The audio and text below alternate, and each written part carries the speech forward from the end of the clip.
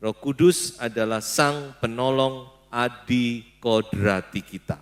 Mari kita membaca di dalam Injil Yohanes pasal 16 ayat yang ke-7.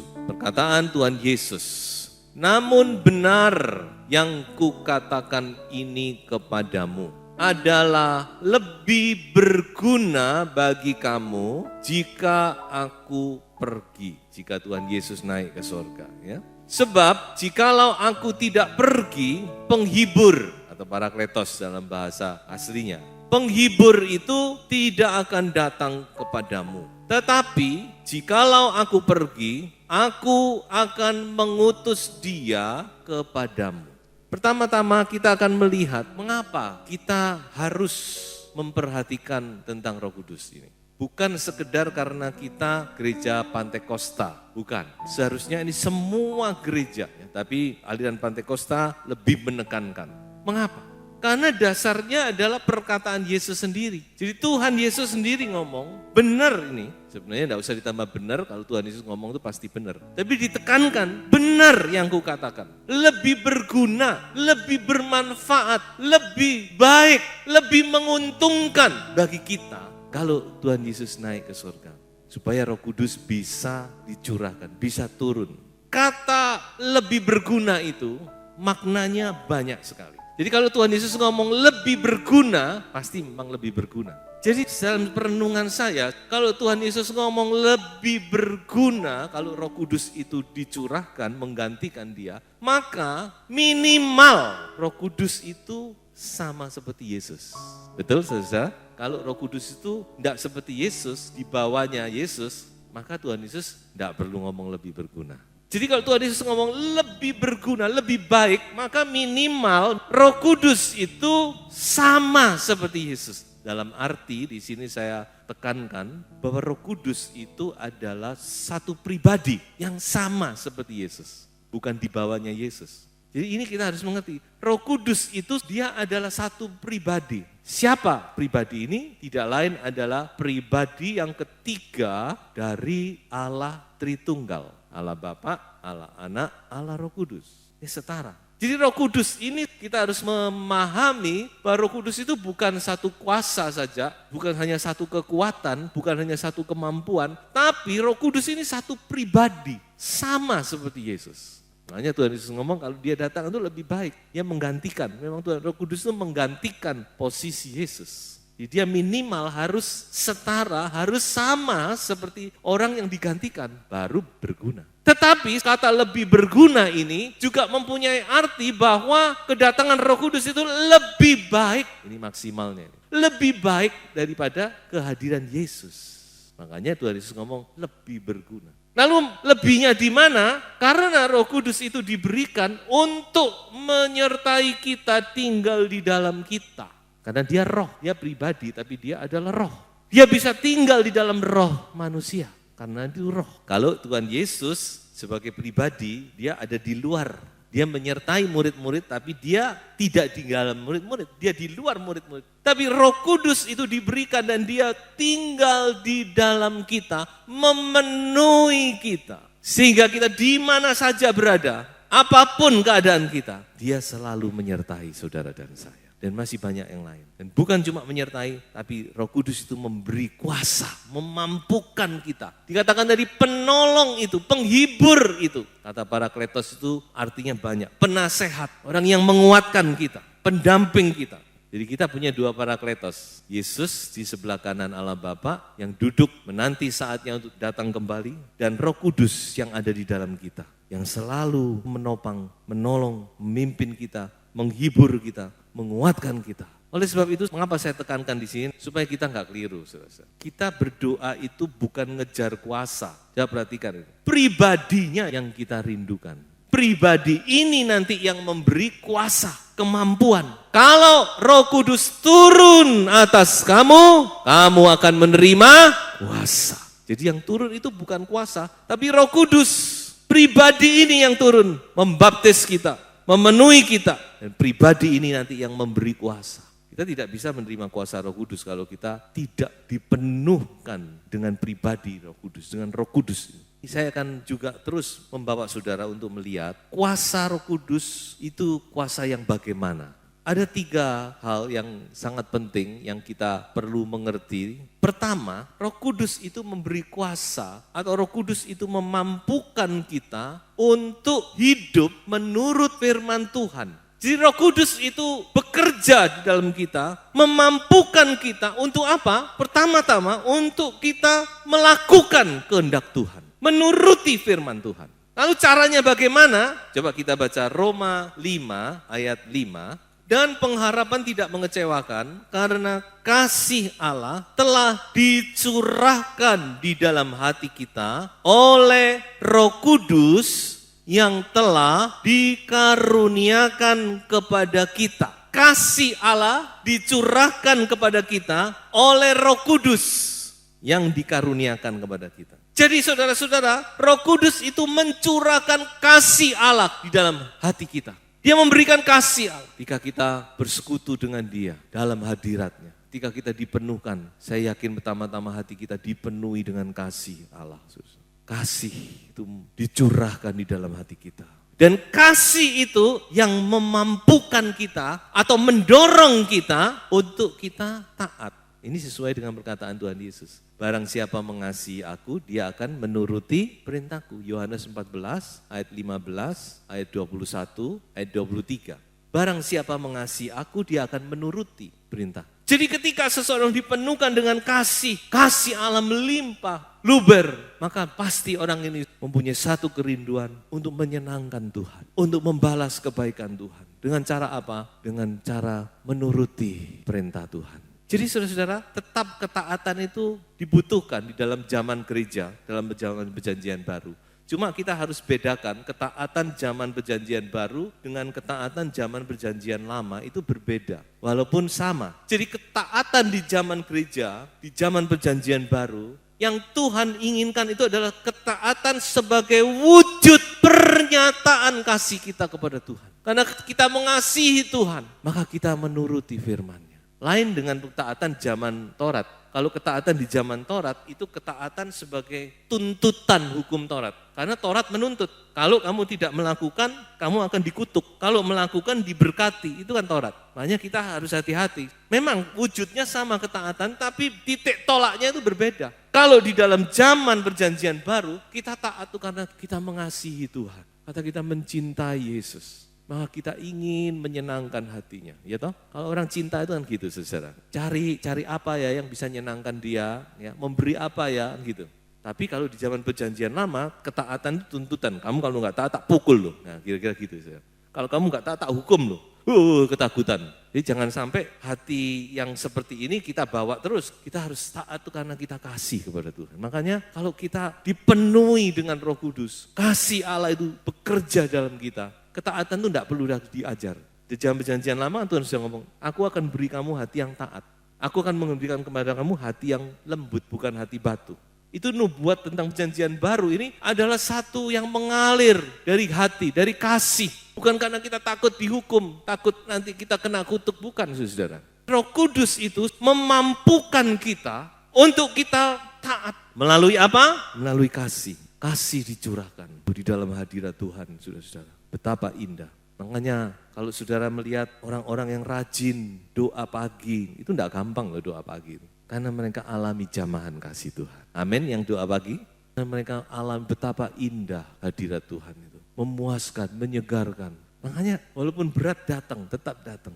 Saya yakin saudara semua ingin rindu untuk taat firman Tuhan, bukan? Itu sebabnya kita butuh Roh Kudus. Kedua, Roh Kudus dicurahkan untuk memampukan kita menjadi saksi Kristus. Nah ini yang sering kita baca, bukan? Mari kita baca lagi di dalam Kisah pasal 1 ayat yang ke-8. Tetapi kamu akan menerima kuasa kalau pribadi itu, Roh Kudus turun ke atas kamu. Jadi kuasa itu dihasilkan dari pribadi. Tidak bisa lepas dari pribadi. Dan kamu akan menjadi saksiku di Yerusalem dan di seluruh Yudea dan Samaria dan sampai ke ujung bumi. Jadi yang kedua ini saudara-saudara, Roh Kudus itu memberi kita kemampuan untuk kita menjadi saksi Kristus. Saya senang dengan perkataan menjadi saksi. Menjadi saksi bukan bersaksi. Bersaksi adalah bagian dari menjadi saksi. Jadi bisa membedakan, kalau bersaksi itu ngomong. Itu bersaksi. Kalau menjadi saksi itu keseluruhan hidup kita ini loh. Orang lihat, waduh memang anak Tuhan itu beda ya. Nah ini, kita seringkali ingin bukan menjadi saksi, tapi seringkali kita gagal. Kehidupan kita masih belum bisa mempresentasikan Yesus. Tidak representatif sebagai orang percaya itu bukan. Bicara tentang bersaksi, kita takut kadang-kadang. Ngomong sama orang kita takut. Kita juga kadang tidak tahu bagaimana harus ngomong bukan. Nah inilah kita butuh Roh Kudus saudara-saudara. Kuasa untuk menjadi saksi. Jadi menjadi saksi itu seluruh hidup kita. Baik dalam kehidupan kita, perbuatan kita, perilaku kita. Dan di dalamnya juga ada perkataan kita, saudara-saudara. Perkataan kita itu tidak selalu ngomong harus Yesus, Yesus, Yesus, Yesus menjadi saksi itu. Jangan salah, bukan kalau menjadi saksi itu kita harus di mana-mana ngomong Yesus, Yesus, percaya Yesus, ya percaya Yesus. Bukan begitu, saudara-saudara. Tapi perkataan kita itu orang mendengar nyaman, enak, mendapat berkat. Jadi kalau mau ngomong menjadi saksi itu luas ya. Dan itu sudah dibuktikan dalam Kisah Para Rasul, bukan? Gereja mula-mula orang itu sampai terkagum-kagum dengan cara hidup mereka. Aduh memang ya, jadi pengikut Kristus itu luar biasa. Makanya dikatakan setiap hari banyak orang bergabung. Karena mereka melihat sendiri kehidupan anak Tuhan itu luar biasa. Mereka kagum dan mereka ingin masuk menjadi bagian di dalamnya. Itu, mari ini panggilan kita, panggilan gereja dalam menjadi saksi. Dan kalau kita mau bicara jauh ke depan, menjadi saksi ini gak gampang loh, berat loh resikonya. Kenapa? Karena kata saksi itu dalam bahasa asli pakai kata marturion. Dari kata marturion ini kita tahu ada kata martir. Martir itu orang yang menyerahkan nyawa untuk sebuah kebenaran. Jadi rasul-rasul ini menjadi saksi itu sampai mati. Jadi 12 rasul, termasuk rasul pengganti Yudas. Siapa itu? Tuhan yang tahu, walaupun memang di dalam undian, di dalam Kisah Rasul 1 Matias, tapi ada banyak yang ngomong sebenarnya posisi Rasul ke-12 itu Paulus. Ya buktinya Matias tidak ada apa-apa ya, tapi Paulus karyanya jelas. Jadi 12 Rasul, cuma satu yang matinya mati normal, Yohanes. Karena Tuhan memang punya satu tugas khusus untuk dia mendapat wahyu disampaikan kepada gereja. Tapi yang 11 lainnya semua martir. Jadi saudara-saudara memang tidak gampang. Makanya kita perlu Roh Kudus untuk kita menjadi saksi. Coba kita baca satu ayat, Wahyu 12 ayat 11. Ini artinya menjadi saksi ya.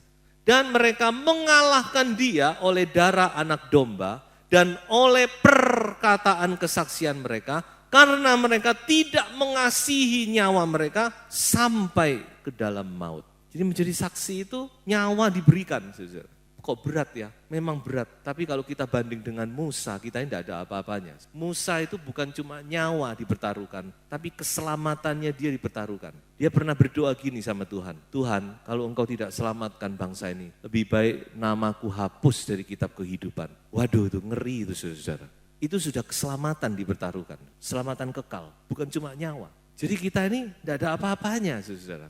Sebab itu kita butuh ya, Roh Kudus ini kita butuh menolong kita untuk kita menjadi saksi Kristus. Dan ini saya yakin kerinduan setiap orang, bagaimana hidup kita bisa menjadi saksi Kristus. Nah itulah yang kita rindukan saudara. Benar-benar kita melihat gereja Tuhan dipulihkan di hari zaman ini. Dan yang ketiga, Roh Kudus memampukan kita untuk melakukan hal-hal yang adikodrati, supranatural. Bicara tentang supranatural itu seolah-olah sesuatu hal yang sangat jauh dari kita ya. Aduh ngomong supranatural itu kayak mistik. Tidak sebenarnya. Ada satu hamba Tuhan, beliau sudah meninggal ya. Sudah dipakai Tuhan, Donald Grey Barnhouse. Dia pernah menulis demikian. The Christian is called upon to live a supernatural life and he has been given the power to live that life. Artinya orang Kristen itu dipanggil untuk masuk dalam satu kehidupan supranatural. Dan itu dimungkinkan karena kepada mereka telah diberikan kuasa supranatural.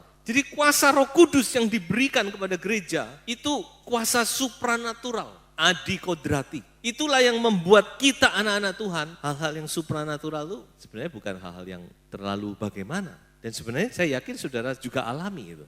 Kadang-kadang saudara dipimpin, tiba-tiba bisa ketemu dengan seseorang yang saudara tidak pernah pikirkan, ya toh? Itu kan supranatural, saking kita tidak sadar kadang-kadang.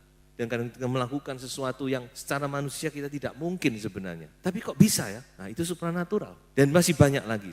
Karena Roh Kudus memberi karunia, karisma. Karisma ini yang harus muncul di dalam gereja Tuhan. Mari kita baca. Di dalam 1 Korintus 12 ayat 7 sampai ayat 11. Karena kita berbicara Roh Kudus, maka kita harus bicara tentang karunia juga. Tapi kita tidak melihat detail, saudara. Cuma saudara harus mengerti bahwa Roh Kudus itu memberi karunia, karisma. Nah dari kata karisma ini timbul kata karismatik. Karismatik itu gereja yang menekankan masalah karunia-karunia, nubuat, penglihatan-penglihatan dan sebagainya. Nah itu memang dari Roh Kudus. Tapi kalau benar dari Roh Kudus, masalahnya banyak, akhirnya bukan nubuat tapi lubuat gitu ya. Nah, ini yang repot saudara-saudara ya.